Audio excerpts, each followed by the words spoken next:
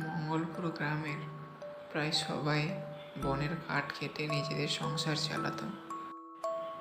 এইভাবে সবাই মিলে বনের কাঠ কাটতে কাটতে প্রায় বনের সব গাছ শেষের মুখে।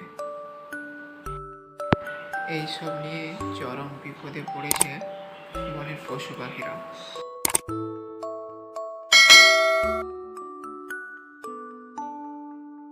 ওই গ্রামেরই একজন লোক কাঠ কেটে বাড়ি ফিরছিল। ঠিক সেই সময় দেখা যায় গাছে বসে টুনি পাখি